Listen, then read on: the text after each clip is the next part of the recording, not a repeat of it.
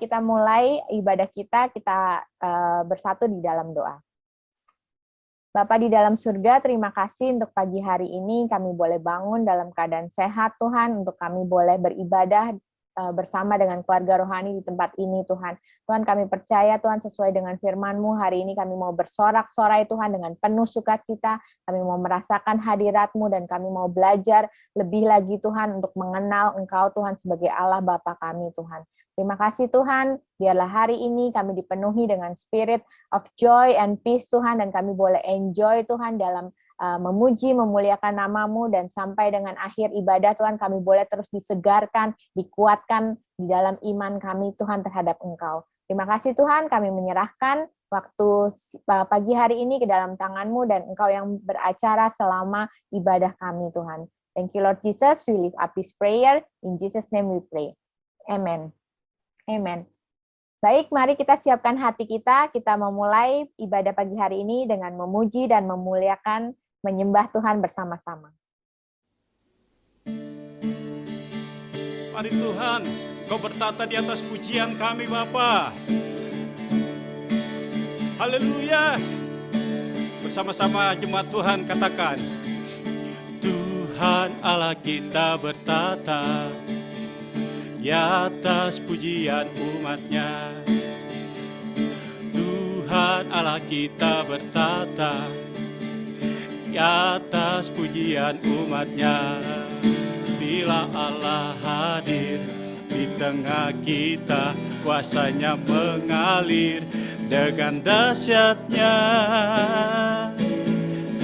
Ada kuasa dalam pujian, bernyanyilah segenap hati dan jiwa, sebab ada kuasa dalam pujian yang sanggup membungkam kekuatan lawan. Oh, oh, yeah.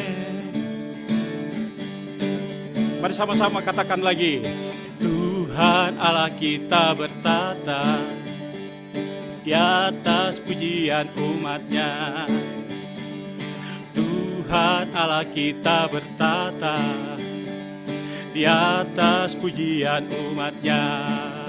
Bila Allah hadir di tengah kita, kuasa-Nya mengalir dengan dahsyat-Nya. Semua, bab ada kuasa dalam pujian, bernyanyilah segenap hati dan jiwa, sebab ada kuasa dalam pujian yang sanggup membungkam kekuatan lawan. Ada kuasa dalam pujian, nyanyilah segenap hati dan jiwa, sebab ada kuasa dalam pujian yang sanggup membungkam kekuatan. Sekali lagi bertepuk tangan. Ada kuasa dalam pujian, bernyanyilah segenap hati dan jiwa, bab ada kuasa dalam pujian yang sanggup membungkam kekuatan lawan. Oh, oh, ada kuasa dalam pujian, bernyanyilah segenap hati dan jiwa, sebab ada kuasa dalam pujian yang sanggup membungkam kekuatan yang sanggup membungkam kekuatan lawan. Sekali lagi, yang sanggup membungkam kekuatan lawan. Mari bersama-sama katakan, sebab ada kuasa. Haleluya. Thank you Lord.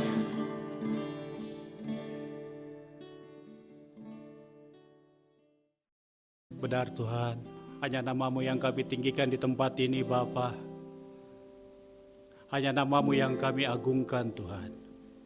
Itu sebabnya hanya Engkau yang kami sembah, dan Engkau yang kami tinggikan dan muliakan Tuhan. Kehadiran-Mu bagi kami.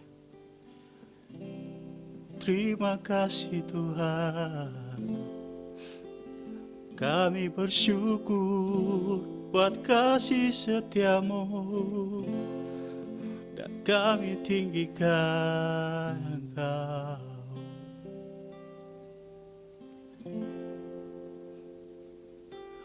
Oh,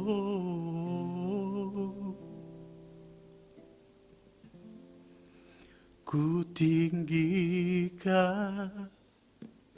Engkau Tuhan, melebihi segalanya,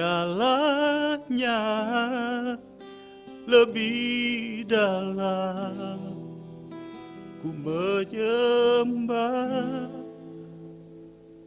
dalam roh dan kebenaran. Ku tinggikan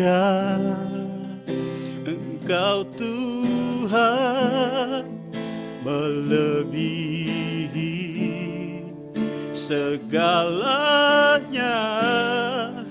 lebih dalam ku menyembah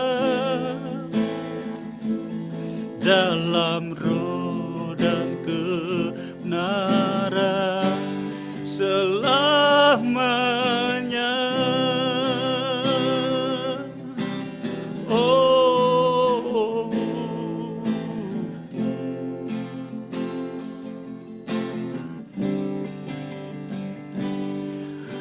sungguh besar setiamu, nyata di sepanjang hidupku. Darahmu telah layakkan kehidupanku.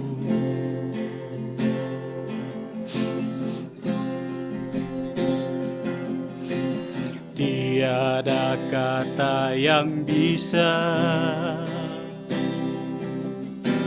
lukiskan indahnya Kau Tuhan. Bagimu segala pujian dan kemuliaan. Mari tinggikan namanya. Oh, ku tinggikan Engkau Tuhan, melebihi segalanya, lebih dalam ku menyembah dalam roh dan kebenaran. Ku tinggikan Engkau Tuhan, melebihi segalanya, lebih dalam ku menyembah dalam roh dan kebenaran selamanya.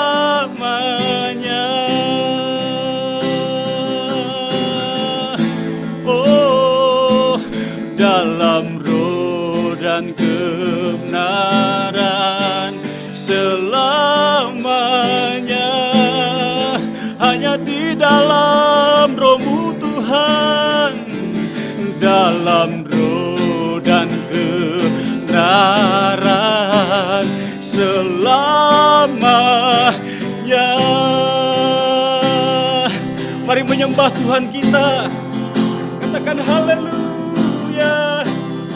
Terpujilah nama-Mu Tuhan, kami tinggikan.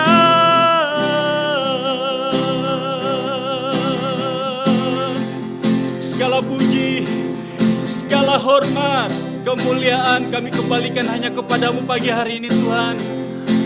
Allah yang layak ditinggikan dan dimuliakan. Ajaib dan hebat perbuatan-Mu bagi kami. Haleluya, haleluya. Setiap kita yang percaya bersama-sama katakan amin. Amin. Baik, terima kasih Pak Fian. Baik, sekali lagi kami menyambut Bapak Ibu Saudara yang hadir pada pagi hari ini dan juga yang baru pertama kali hadir. Saya menyampaikan selamat datang, selamat beribadah di Gereja Every Nation Kelapa Gading. Gereja ini ada untuk menghormati Tuhan dan untuk menjadikan murid. Amin. Untuk itu sebelum kita masuk ke ibadah firman, mari kita mau melihat beberapa pengumuman berikut ini. Kami mengundang putra-putri saudara, ya adik-adik semua yang di bawah 12 tahun untuk mengikuti Kids Ministry ya secara online nanti setelah ibadah jam 11 siang bersama Miss Sharon dan ada Miss Erika yang akan mengajar pada hari ini ya. Nah, nanti jam 11, oke. Baik, itu pengumuman pada hari ini. Bapak Ibu Saudara, kita akan melanjutkan ibadah kita untuk memberikan yang terbaik kepada Tuhan. Pemberian, persembahan, dan persepuluhan ini juga adalah ibadah kita. Kecintaan kasih kita kepada Tuhan Yesus Kristus yang kita salurkan melalui gerejanya. Untuk itu mari kita memberikan yang terbaik ke rumah Tuhan dengan sikap hati penyembahan kita kepada Tuhan, dengan ucapan syukur kita kepada Tuhan, apa yang ada pada kita, kita bawa ke rumah Tuhan. Ya, ini sementara bisa karena kita belum bertemu, jadi masih melalui online, saudara bisa mencatat nomor rekening ini, persembahan dan persepuluhan saudara bisa ditransfer melalui rekening gereja Morning Star Indonesia dengan nomor rekening yang tertera dalam layar ini. Silakan di foto, di capture nomor berikut ini melalui Bank BCA. Untuk itu, mari kita mempersiapkan hati, kita berdoa untuk persembahan, ibadah persembahan, memberikan yang terbaik sebagai penghormatan kita kepada Tuhan pada pagi hari ini. Mari kita berdoa. Bapa di surga yang mulia, kami mengucap syukur untuk kebaikan-Mu dan juga berkat-berkat yang Tuhan percayakan kepada kami. Semua penyediaan yang Tuhan berikan kepada kami, untuk itu kami mengucap syukur kepada-Mu. Dan pada kesempatan pagi hari ini, jika Tuhan memberikan kesempatan yang terbaik untuk kami menghormati Engkau Tuhan dengan membawa persembahan dan persepuluhan kami ke rumah Tuhan, kami juga mengucap syukur. Kami membawanya dengan sukacita, kami menaburnya dengan sukacita, dengan kerelaan hati untuk kemuliaan nama Tuhan Yesus Kristus. Aku berdoa berkati setiap yang memberi dan juga semua jemaat-Mu untuk memiliki kerelaan hati untuk menabur, dan juga Tuhan memberkati usaha kami semua berlipat kali ganda dan memenuhi segala kebutuhan umat-Mu Tuhan. Di dalam nama Tuhan kami Yesus Kristus. Haleluya. Amin. Amin. Baik saudara, kita siap mendengarkan firman Tuhan pada hari ini, melanjutkan seri On a Journey. Nah, hari ini ada yang spesial. Kita akan dilayani secara khusus, secara spesial oleh seorang hamba Tuhan yang luar biasa. Beliau mempunyai suatu moto, ya. Motonya adalah berikut: iman orang percaya itu seperti emas, semakin diuji semakin murni. Begitulah moto beliau. Mari kita sambut Pastor Petra Edi. Silakan Pastor Petra. Oke, baik, thank you Pastor Aswan. Waduh, ini panjang juga ya perkenalannya, jadi grogi saya, ini panjang banget. Luar biasa. Ini terima kasih sekali lagi untuk sambutannya, untuk perkenalan yang luar biasa. Ya, ini kalau di SMA dulu saya panggil beliau ini Bang Raswan, gitu ya. Jadi sama-sama gitu kan. Jadi memang sesuatu indah saudara ketika kita mengenal Tuhan sama-sama gitu. Saya masih ingat, ya sedikit aja ya, saya masih ingat sebelum saya pergi ke Bali itu, kita nongkrong di warung pecel lele gitu, di pinggir jalan, kita ngobrol. Kenapa? Karena kita akan pisah. Karena kita akan, wah saya akan berangkat nih, gitu ya. Padahal baru aja kita sama-sama melayani di Asher gitu kan, sama-sama kita di gereja gitu. Tapi ya itu luar biasa. Akhirnya kita ketemu lagi dan memang kita sama-sama di dalam Tuhan. Spiritual family, saudara, itu luar biasa. Jadi tidak terasa lebih dari 30 tahun ya Pak Raswan. Kita kenalan. Oke, baik. Kita langsung mulai aja. Saya akan share screen. Saudara, ini sebentar. Sudah terlihat? Kalau terlihat kasih jempolnya dulu. Oke, baik. Seperti disampaikan tadi, kita meneruskan apa yang saya mau sampaikan di sini. adalah minggu kedua dari series kita, yaitu On a Journey. Nah, kalau bicara mengenai perjalanan, ya panjang banget perjalanan hidup kita semua ya. Dan kalau saya katakan bagaimana perjalanan kekristenan kita, ya karena kekristenan itu juga perjalanan. Ya mungkin sudah disampaikan minggu lalu gitu ya. Kekristenan itu perjalanan, saudara. Dan kalau dibilang pasti satu aja sih katanya adalah seru. Makanya saya kalau dibilang kita sharing firman Tuhan, kita bertemu dengan saudara seiman, itu selalu pikiran saya seru banget yang perlu kita bagikan. Ya, setiap kali kita membagikan firman Tuhan, ada hal yang seru yang Tuhan ingin berikan kepada kita. Karena memang kekristenan itu sesuatu yang seru banget. Ya, ada up and down, ada hitam, ada putih, ada macam-macam, nano-nano. Jadi kalau kita bilang gimana perjalanan kita, seru banget, dan itu luar biasa bersama Tuhan. Jadi on a journey, dan minggu kedua adalah make one.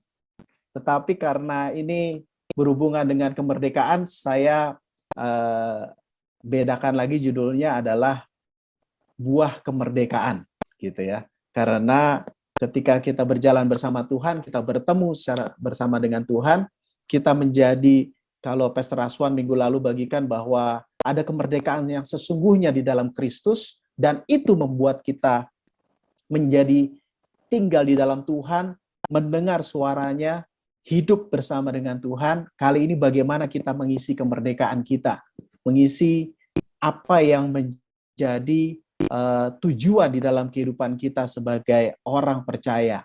Tapi sebelum saya lanjutkan, saya mau kenalkan sekali lagi, ini keluarga saya yang tadi sudah sebutkan. Lilia istri saya, kami sudah menikah tahun ini 21 tahun, dan ini anak kami, Tristan yang nomor 1, hampir 11 tahun ini, dan Theo juga 9 tahun ini. Bedanya jauh ya, 21 dengan 10 gitu kan, karena memang Tuhan percayakan mereka, Tristan lahir setelah usia pernikahan kami yang ke-10, saudara. Tuhan ajaib, Tuhan baik, dan Tuhan setia. Amin. Nah, saya lanjutkan bahwa hari ini adalah buah kemerdekaan. Bagaimana kita mengisi kemerdekaan yang Tuhan sudah berikan kepada kita. Kalau kita lihat di dalam Matius 4 ayat 19, Yesus berkata kepada mereka. Mereka ini siapa? Yaitu Rasul Petrus dan Andreas, ya, saudaranya. Mari, ikutlah aku, dan kamu akan kujadikan penjala manusia. Ini bukan langsung ketemu, langsung ajak. Tapi kalau kita lihat di dalam Lukas 5, sebetulnya yang terjadi sebelum ajakan Yesus itu, ya, Petrus dan Andreas mengalami mujizat di dalam hidup mereka, yaitu mereka ini nggak dapat ikan semalam-malaman, tiba-tiba Yesus datang, ketemu, dan kemudian mengarahkan mereka menebarkan jala, dan hasilnya luar biasa, ikannya begitu banyak, sampai jala mereka terkoyak. Di situ Petrus langsung sujud menyembah, ampuni aku, pergilah, aku ini nggak layak Tuhan, gitu. Jadi aku ini orang yang berdosa, dan aku tidak layak mengikut Engkau. Tetapi Yesus malah malah memberikan ajakan ini tadi yang ada di Matius 4 ayat 19. Yesus berkata, mari ikutlah aku dan kamu akan kujadikan penjala manusia. Jadi inilah ternyata yang Tuhan inginkan, mengisi kemerdekaan yang Tuhan berikan kepada kita sebagai orang yang percaya.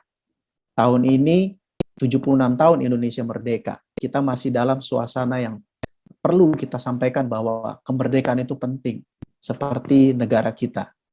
Nah, di dalam Matius 4 ayat 19 ini merupakan bagaimana Tuhan mengarahkan kepada kita untuk menjadi penjala manusia. Kalau kita bicara penjala manusia, ada persamaannya dengan penjala ikan.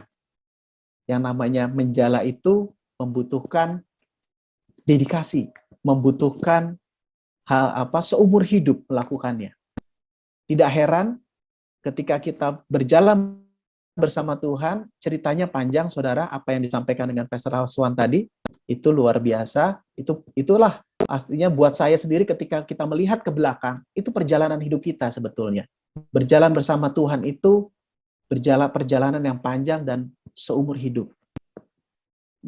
Jadi, itu persamaannya dengan penjala manusia, dengan penjala ikan. Tapi kalau penjala ikan, bedanya adalah penjala ikan ditangkap, dimasak, lalu dimakan. Tetapi kalau penjala manusia, adalah mengeluarkan seseorang dari kematian kekal. Ini bedanya.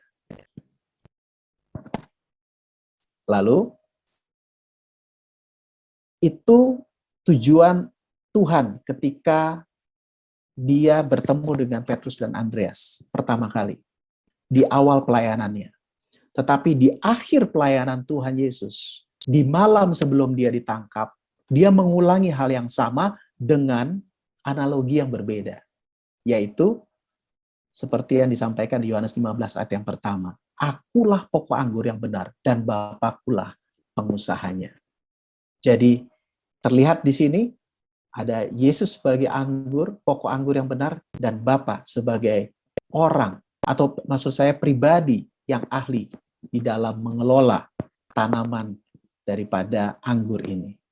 Kalau kita lihat tanaman anggur itu sudah disebut, ya, anggur, tanaman anggur itu sudah disebut dari Kejadian sampai Wahyu, saudara. Ini bukan suatu hal yang aneh, bukan sesuatu hal yang baru di dalam bangsa Israel. Ketika Yesus berkata, akulah pokok anggur, itu tanaman itu sudah sangat lazim dikenal, ya, berhubungan erat dengan kehidupan pada saat itu. Nah, penggambaran mengenai anggur ini, contohnya mengenai Israel, bahwa ini sebuah hal yang tidak asing buat mereka, itu ada di dalam Mazmur 80 ayat ke-8. Telah kau ambil pohon anggur dari Mesir, telah kau halau bangsa-bangsa, lalu kau tanam pohon itu sebagai pokok anggur pilihan, ya. Jadi mereka, Israel itu adalah pokok anggur, tanaman anggur. Tetapi di Yeremia dikatakan ayat 21, sebagai pokok anggur pilihan, sebagai benih yang sungguh murni, betapa engkau berubah menjadi pohon anggur, pohon berbau busuk, pohon anggur liar. Artinya apa? Israel menjadi pohon anggur, tetapi mereka gagal. Sedangkan Yesus memperkenalkan dirinya sebagai pokok anggur yang benar, pokok anggur yang unggul, pokok anggur yang sejati. Ayat ke-5, akulah pokok anggur, dan kamulah ranting-rantingnya. Barang siapa tinggal di dalam aku, dan aku di dalam dia, ia berbuah banyak. Sebab di luar aku, kamu tidak dapat berbuat apa-apa. Di sini terlihat, kalau tadi Yesus sebagai pokok anggur, Bapa sebagai pengusahanya, Bapa sebagai ahli kebunnya, tetapi terlihat di sini dengan jelas bahwa siapa kita? Posisinya adalah kita sebagai ranting-rantingnya. Dan dikatakan, barang siapa tinggal di dalam aku, dan aku di dalam dia, ia berbuah banyak, sebab di luar aku, kamu tidak dapat berbuat apa-apa. Saudara, ranting itu sesuatu yang bagian yang penting, memang lemah, tetapi penting, saudara. Karena itu tempat di mana buah anggur itu berbuah. Gitu.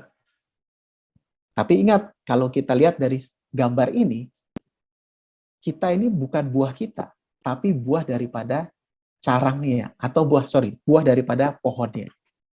Saya tidak, kadang-kadang saya memberikan pantun ya, tapi kali ini pepatah. Kita tahu bahwa buah itu jatuh tidak jauh dari pohonnya, kan gitu. Jadi bukan dikatakan buah itu jatuh tidak jauh dari rantingnya. Jadi yang ditanya itu bukan ranting atau carangnya, tetapi pokoknya, pohonnya, saudara. Jadi ini buahnya adalah buahnya Kristus, bukan buah kita. Tapi Tuhan, ya ini puji Tuhan. Tuhan menetapkan kita menjadi saluran, menjadi ada bagian tertentu di mana itu bagian penting Dan Tuhan ingin kita ambil bagian di situ, menjadi bagian daripada hidup kita. Jadi tujuan kita itu adalah berbuah sebagai rantingnya Tuhan. Luar biasa, ya. Nah, ayat ke-6, mari kita lihat, saudara. Barang siapa tidak tinggal di dalam aku, ia dibuang keluar seperti ranting dan menjadi kering. Kemudian dikumpulkan orang dan dicampakkan ke dalam api, lalu dibakar. Di sini terlihat bahwa kalau ranting tidak terkoneksi, dia langsung mati. Dia langsung stop. Artinya apa? Bahwa Kristus itu adalah sumber. Bahwa pokok anggur itu adalah sumber daripada ranting.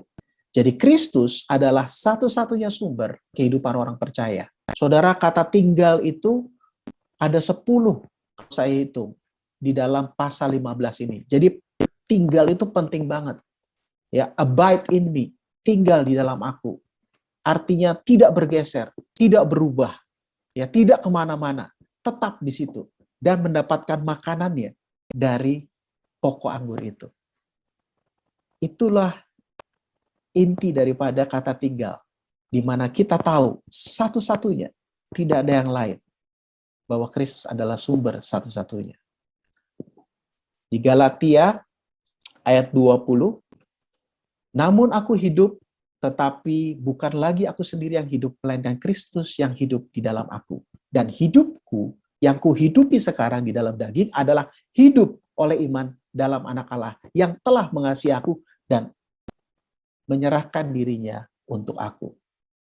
Jadi kalau kita, Yesus menjadi salah satu-satunya sumber, ya itu artinya bahwa kita tidak hidup sendirian lagi. Kita bukan menjadi penguasa tunggalnya.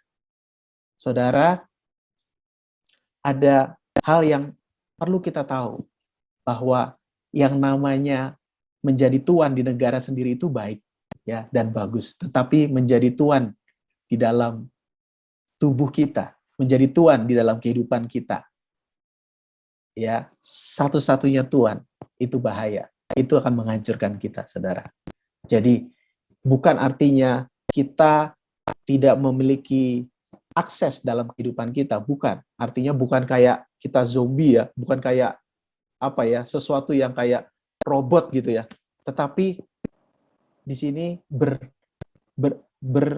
bergerak, hidup bersama dengan Tuhan. Bukan kita lagi yang hidup, tetapi Kristus yang hidup di dalam aku. Jadi Tuhan itu penguasanya, bukan kita lagi.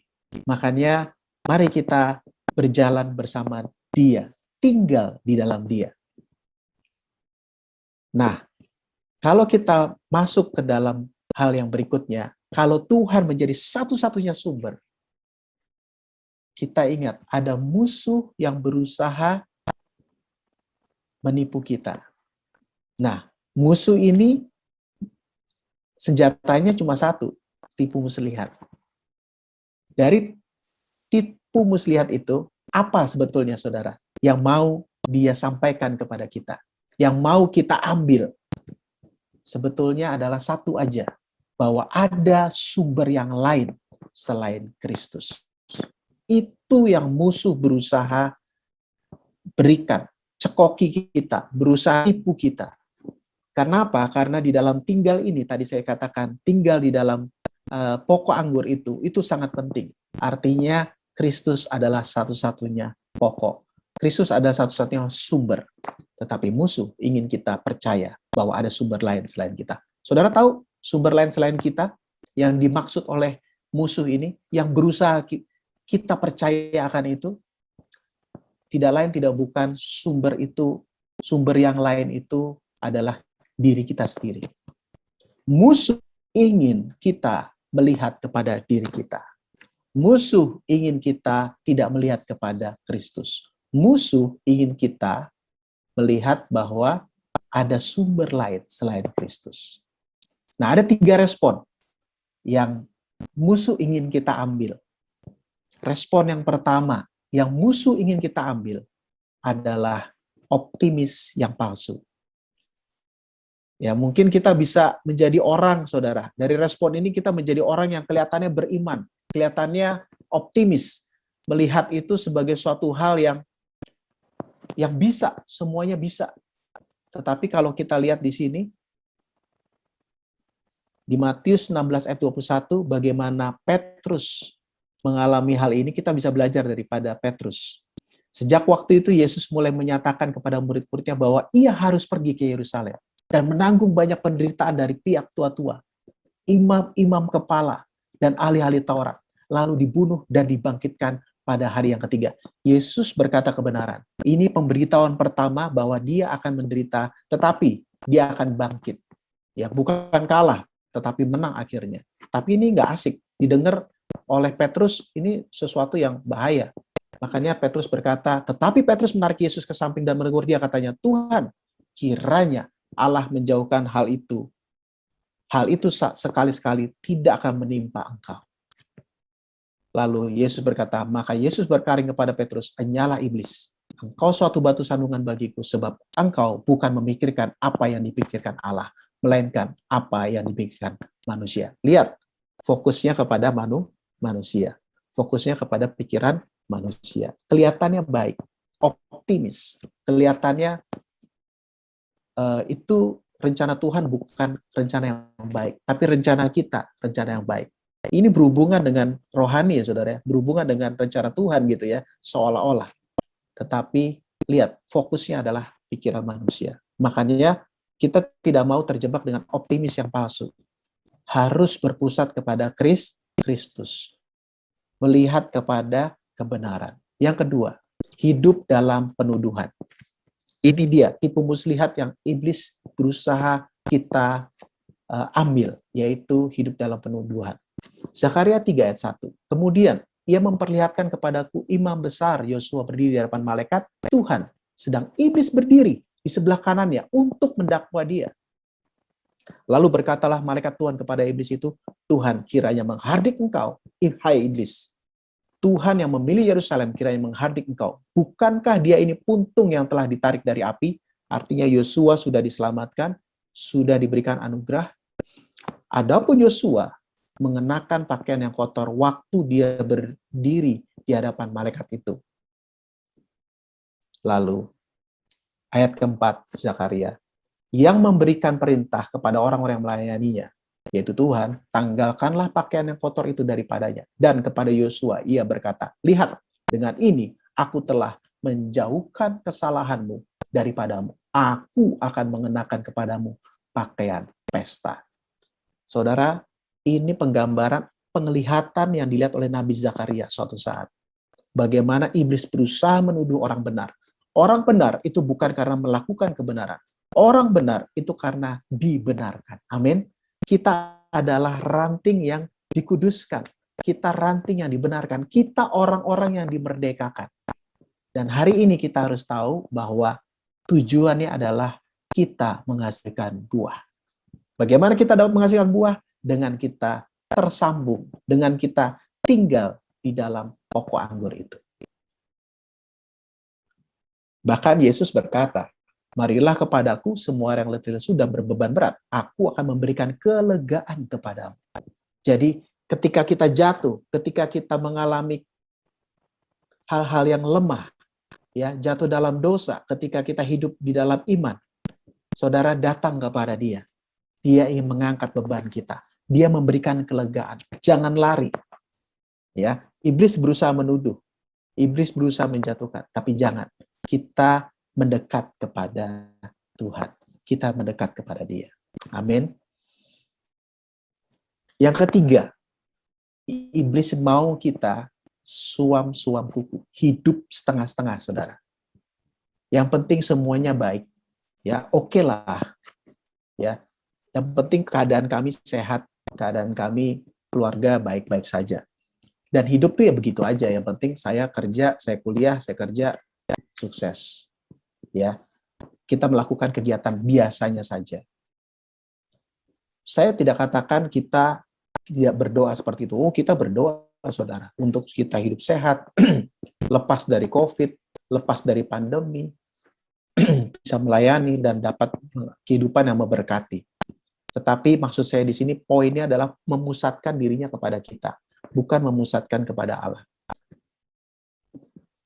Suatu saat di Matius 24 ayat 1, para murid memperlihatkan kepada Yesus bangunan bait Allah. Sesudah itu, Yesus keluar dari bait Allah lalu pergi. Maka datanglah murid-muridnya dan menunjuk kepada bangunan-bangunan bait Allah. Bangunan bait Allah itu begitu megah, saudara. Saat itu batu-batunya, ya kalau saya tadi dibilang orang geologi, batu-batunya itu batu-batu yang bermutu tinggi, yang solid, yang bukan di kayak batu bata, bukan dibuat orang, tetapi dari batu gunung yang dibentuk kotak-kotak besar. Jadi batunya ini solid sekali dan sangat kokoh, megah, tinggi, besar, dan kuat. Para murid, kalau dalam bahasa Inggrisnya, itu menunjukkan tuh, wih keren banget tuh Tuhan Yesus ya, kepada gurunya gitu ya. Ini luar biasa ini, bangunan-bangunan bait Allah. Tetapi Yesus menjawab, ia berkata kepada mereka, kamu melihat semuanya itu? Aku berkata kepadamu, sesungguhnya tidak satu batu pun di sini akan dibiarkan terletak di atas batu yang lain. Semuanya akan diruntuhkan. Apa yang kita lihat di sini adalah bahwa Yesus tidak mengandalkan hal-hal yang jasmani kembali. Ada hal yang baru. Inilah perjanjian baru. Hubungan pribadi antara manusia yang percaya kepada Tuhannya secara pribadi. Itulah kekristenan. Bukan bait suci itu salah, karena itu awalnya memang dibangun seperti itu. Tetapi Tuhan mau lihat bahwa tidak mengandalkan hal-hal yang kita lihat. Hal-hal yang kita lihat itu tidak kekal, tetapi sementara. Ya, jadi saudara, kita tidak mengandalkan hal-hal yang sementara yang kita lihat. Ya, kita perlu hal-hal yang jasmani, karena Tuhan tahu kita membutuhkannya. Tapi jangan fokus ke situ. Jangan mengandalkan itu. Itu membuat kita jadi suam-suam kuku. Pusatkan pada diri kita, itu membuat kita yang penting hidup saya baik. Nggak bisa. Kita memiliki kesempatan saat ini untuk membangun hubungan pribadi dengan Tuhan. Saya lanjut, ayat ke-7. Jikalau kamu tinggal, jadi ada 3 tadi ya, saudara, optimis yang palsu, ya, kehidupan yang dalam penuduhan, dan yang ketiga, hidup yang suam-suam kuku. Itu yang iblis mau. Nah, ayat ke-7, jikalau kamu tinggal dalam aku, dan firmanku tinggal di dalam kamu, mintalah apa saja yang kamu kehendaki, dan kamu akan menerimanya.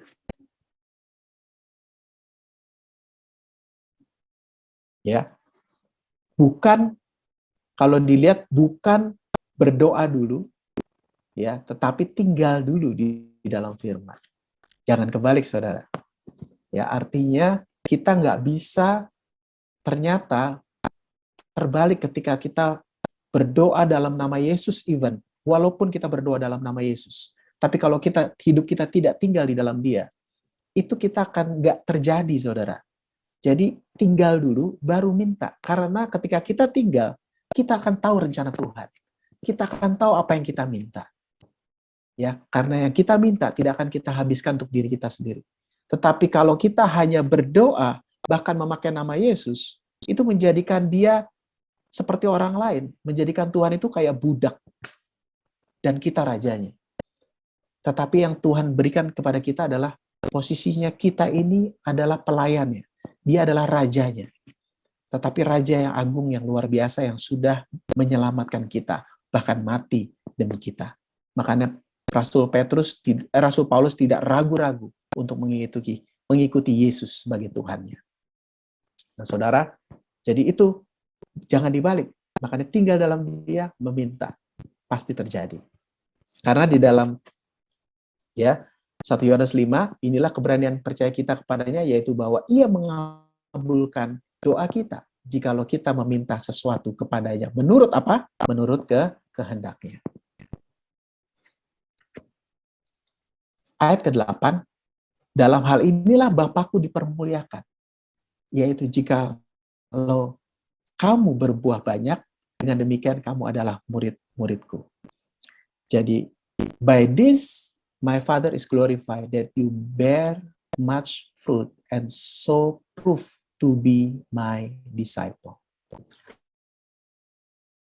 Berbuah banyak, kan?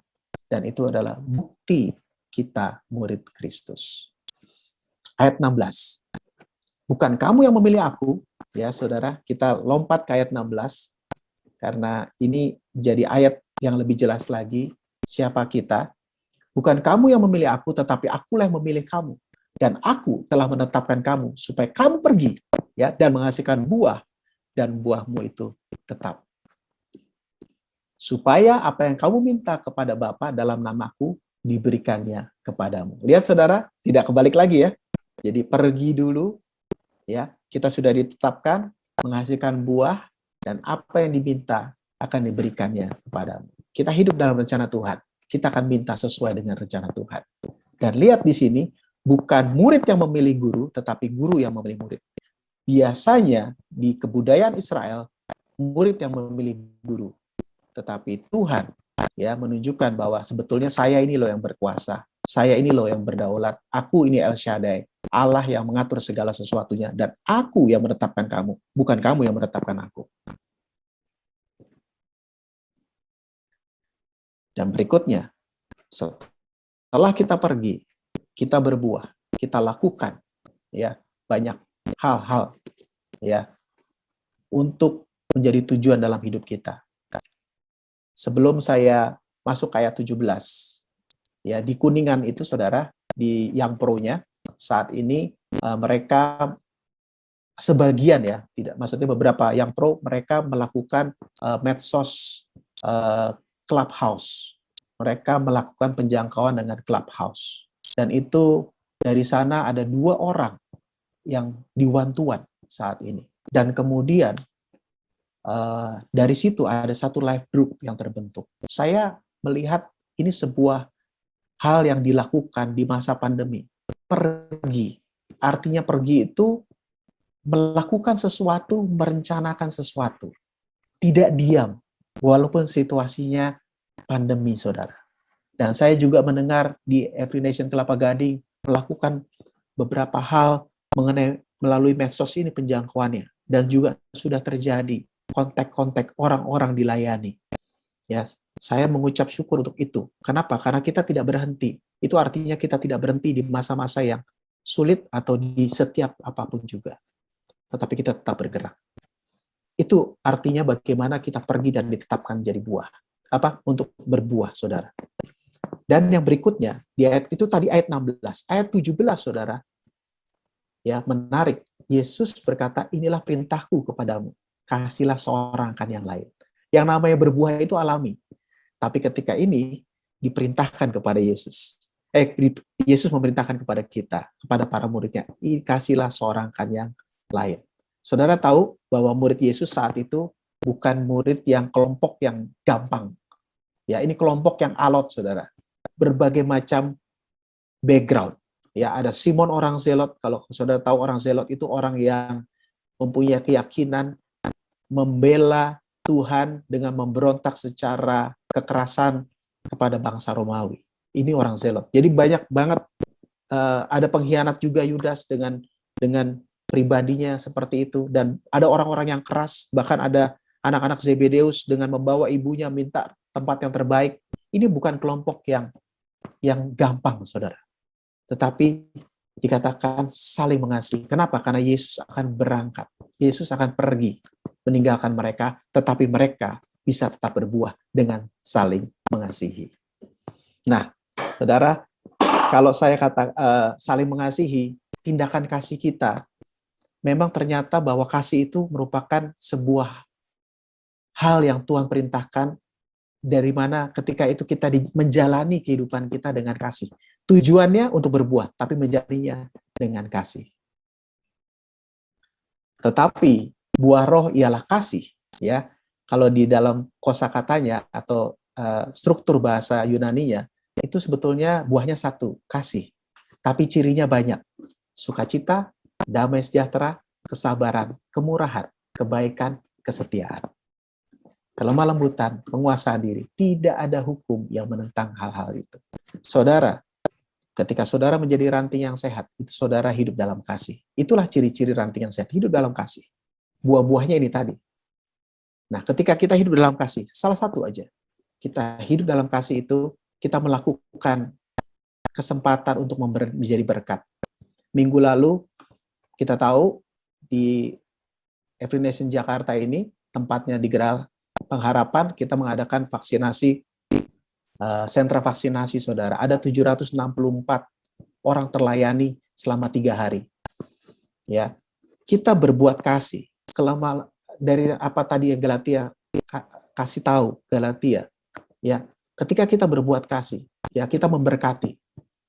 Di situ banyak orang yang menjadi berkat, mendapat berkat, ya, report di mana security katakan, Pak, ada orang yang berterima kasih, Pak, karena semuanya berjalan dengan rapi, semuanya cepat, ya, dan tidak dan dalam 3M, prokesnya bagus, ya, itu semuanya menjadi nyaman. Ada oma-oma yang sudah 80 tahun hanya akhirnya mau divaksin baru pertama kali, saudara. Padahal lansia kan programnya udah lama ya. Tapi karena ini ada di tempat kita, jadi oma ini mau divaksin untuk pertama kalinya. Kita sudah menjadi berkat. Ya, Pak Lurah kemarin saya temui, karena kita ini sertifikatnya, saudara, untuk volunteer itu, saya minta tanda tangan Pak Lurah untuk tanda tangan di sertifikat itu. Kenapa? Karena sudah menjadi berkat. Pak, Kelurahan Karet Kuningan nomor 1 sekarang pencapaian orang yang divaksinasi. Dan terima kasih untuk Every Nation Campus yang sudah melayani dengan baik. Dia kasih acungan 2 jempol. Sama-sama, Pak. Kita sudah menjadi berkat, saudara, ketika kita melakukan kebaikan. Dan yang lucunya lagi, ketika saya posting ini di medsos saya, ada orang yang menghubungi saya, nggak ada hubungannya dengan kegiatan ini, tetapi di kolom itu dikatakan, Pak, saya ada di Jakarta, yuk ketemuan, gitu. Saudara tahu bahwa ketika kita berbuat kasih, berbuat baik, ya ada kesempatan untuk memberitakan Injil, ada orang mau ditemui, ada orang minta untuk dilayani, saudara. Jadi itulah kenapa kita perlu terus bergerak. Kita dalam hidup kita terus menjadi berkat. Selanjutnya, yang saya tutup dengan ini, bahwa kemerdekaan dari Tuhan akan membuahkan banyak jiwa. Dan juga, yang juga dimerdekakan dari perbudakan dosa. Jadi kemerdekaan saudara dan saya akan membuahkan banyak jiwa. Yang juga dimerdekakan dari perbudakan dosa. Semua yang kita lakukan ada di dalam kasih. Kasih kepada Tuhan, kasih kepada saudara seiman, dan kasih terhadap orang terhilang. Mari kita berdoa.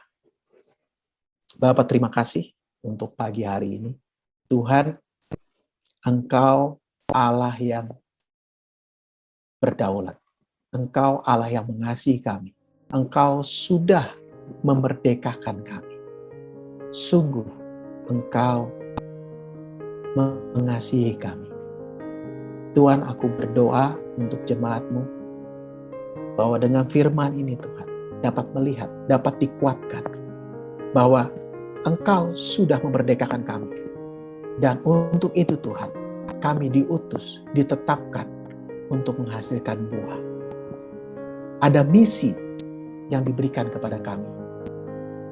Sungguh itu sebuah hal yang berharga Tuhan. Aku berdoa biar umat-Mu melihat bahwa ini sebuah kesempatan yang luar biasa yang Kau berikan buat umat-Mu yang percaya.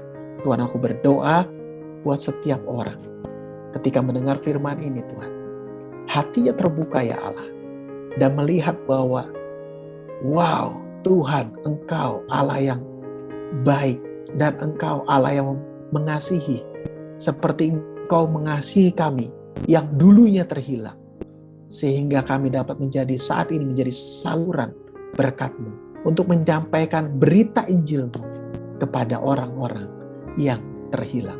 Tuhan, aku berdoa di dalam nama Tuhan Yesus. Aku patahkan setiap keraguan. Aku patahkan setiap ketakutan. Aku patahkan setiap mengasihi diri sendiri. Self-pity, merasa kecil atau gagal Tuhan. Aku patahkan di dalam nama Yesus. Saat ini Tuhan, ada damai sejahtera. Ada kekuatan baru. Ada kesegaran yang daripada Engkau Tuhan. Bahwa Engkau sudah memerdekakan kami. Dan Engkau menerima kami. Engkau sudah untuk sekali dan selamanya mengasihi kami. Dan ini waktunya Tuhan untuk umat-Mu keluar, hidup, bergerak untuk memberitakan firman-Mu dan berbuah bagi Engkau Tuhan. Terima kasih Bapa. Di dalam nama Yesus kami mengucap syukur, kami berdoa. Amin. Amin. Tuhan Yesus berkati saudara. Amin. Terima kasih Pastor Petra. Baik saudara, sebelum kita tutup, kita mau berdoa juga untuk bangsa Indonesia, untuk kemerdekaan yang Tuhan berikan kepada bangsa kita. Untuk itu saya undang ada saudara Yosua yang akan memimpin dalam doa syafaat untuk bangsa Indonesia. Silakan Yosua. Terima kasih Pastor Aswan. Mari kita berdoa. Bapa yang baik, terima kasih untuk usia 76 tahun kemerdekaan Indonesia. Terima kasih Tuhan untuk segala hal yang sudah terjadi di dalam negara ini. Dan Tuhan, kami bersyukur hidup di tengah bangsa yang merdeka, dan kami umat-Mu bisa dengan bebas memberitakan Injil-Mu di negara kami.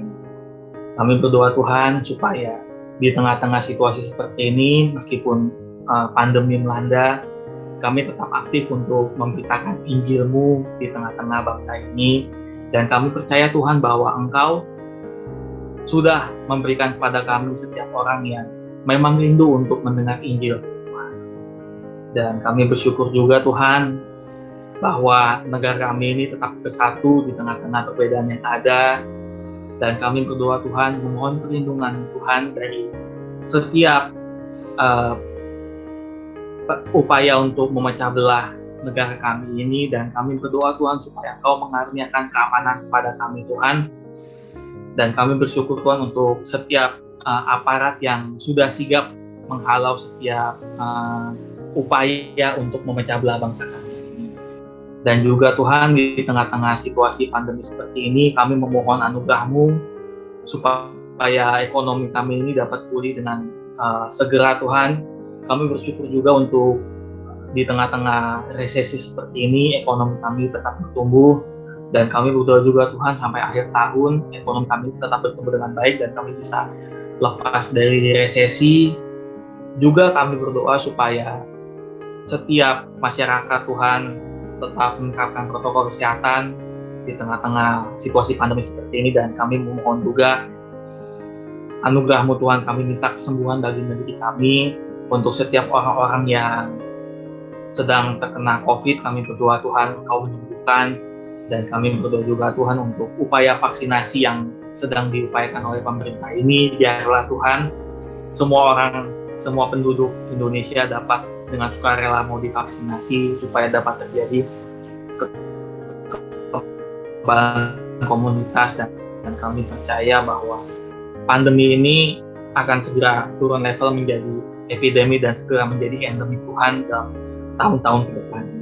Kami percaya Tuhan bahwa negara kami ini ada dalam perlindungan-Mu, negara kami ini Engkau kasihi, dan negara kami ini Engkau lindungi.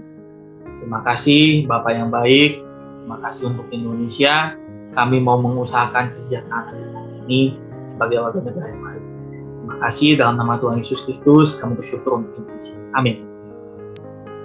Amin. Terima kasih Yosua.